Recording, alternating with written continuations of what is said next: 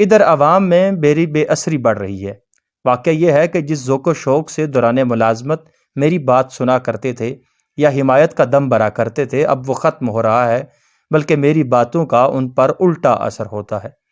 جواب ارشاد فرماتے ہیں، ملازمت کے زمانے میں آپ کی ذاتی اور خاندانی اثر کی بدولت جو لوگ آپ کا اثر قبول کرتے تھے، وہ حقیقت میں دین کی دعوت سے متاثر نہیں ہو رہے تھے، بلکہ وہ جاؤ مال کی بت کی پوجا کر رہے تھے۔ اور آئندہ بھی اگر آپ اس پوزیشن پر رہیں تو یہ دھوکہ نہ کھائیے گا کہ لوگوں کو آپ خدا پرست بنا رہے ہیں۔ سچے خدا پرست تو وہی لوگ ہیں کہ جو آپ کی دنیوی پوزیشن کو دیکھ کر نہیں، بلکہ آپ کی دعوت کی سچائی اور آپ کے تقوی کو دیکھ کر متاثر ہوں گے۔ میرے نزدیک تو آپ صحیح معنوں میں دعوت حق کے داعی اس وقت بنیں گے جب تمام اعزازات آپ سے چھن جائیں گے، زمین آپ کو جگہ دینے سے انکار کر دے، اور وہ سب جو کل تک آپ کے سامنے جھکے پڑتے تھے آپ کو رد کرنے اور آپ سے منہ پھیرنے پر اتر آئیں۔ یہ صورتحال ہے تو بہت خطرناک، لیکن اس میں بہت فائدے ہیں۔